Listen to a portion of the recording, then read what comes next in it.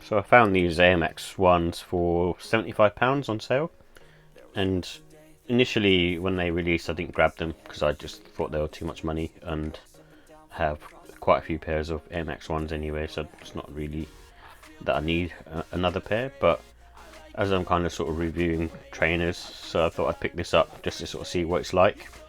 And actually in hand it feels really nice actually. So it's got kind of the really sort of neutral colour palette, so you've got kind of the black and on the mesh toe box and on the heel for example, and then you got kind of the grey panels all over with the white, and then this is also white here just above the toe box area.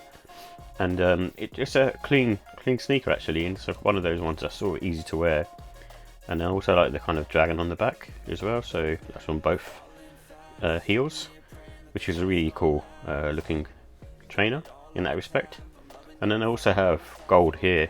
It's a really nice sneaker, and the materials feel pretty good on this as well. This has got kind of like a slightly sort of softer nubuck kind of material, and on here you got the leather panel, and same with this front of the toe box. And then I also like the sort of red hits as well, so you got kind of the red in the airbag and on the eyelets, and then inside in the insole. Also you got the red in the insole with the Urawa dragon. And basically it's just a cool looking sneaker in my opinion, and definitely one to check out if you're kind of looking at something that's a neutral MX.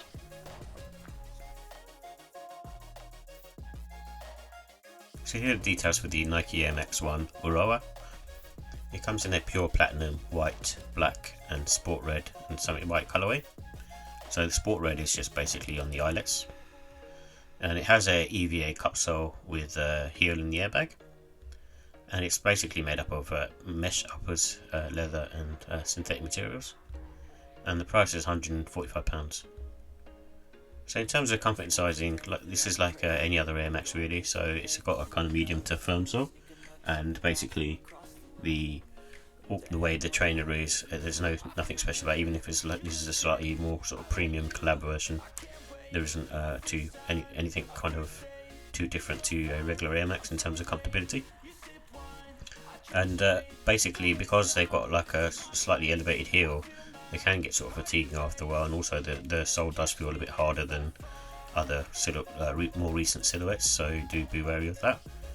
And basically with the Air Max ones, they do have sort of a wider sort of base on the silhouette, so that means that they are sort of true to size, but you can go up half size if you're sort of got really wide foot or like wearing thick socks.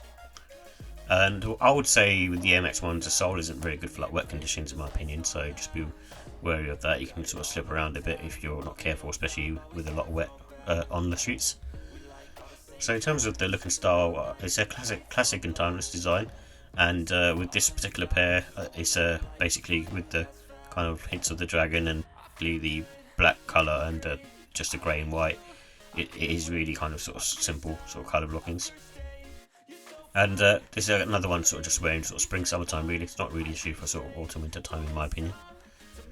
And you can dress these ones up casual, smart casual. The reason I say smart casual is because it's using a really sort of simple sort of neutral colour palette that kind of dresses well with everything. And basically the black laces is good, and basically black and white laces would go well, and also grey laces because of the upper. So in terms of the pros, I like the fact it's got like a gold tongue kit. It's just a little nod, but it's not too much or in your face, and I'm not a really fan of like trainers with gold on them. And I also like the mesh, basically the mesh toe box. That's a really nice touch as well. So sometimes when they do collabs, they just put leather on the toe box, and I don't really like that with an MX one. I'm just a bit kind of more sort of OG with that kind of stuff. And I like the dragon on the heel. It looks really cool, like it's all embroidered and looks really cool instead of a Nike Air logo. And basically this one's got sort of soft leather panels. I'm not sure if it's it feels slightly more sort of nubucky, but it's soft on the softer side. The cons, the price, again it's an Air Max one, it's priced too high. Even if it is sort of this sort of collab type trainer, it's still quite expensive. And the comfort, so basically an Air Max one isn't the most comfortable trainers nowadays. In terms of rating, so I'll give the look and style, I think, a 5 out of 5. It's a nice looking sneaker, and when I saw it more in hand, it's actually a really nice one.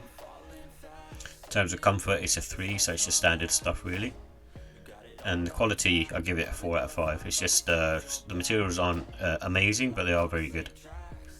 And the pricing, I'll give it a 3 as well, because I think it's priced too high. I think the MX1 should sort of retail more around the £110 mark. And overall, I give it a 4 out of 5. It's a really nice sneaker, and if you in the market for an MX1 with sort of neutral colours but don't want to go for a GR, then this is a good one to get.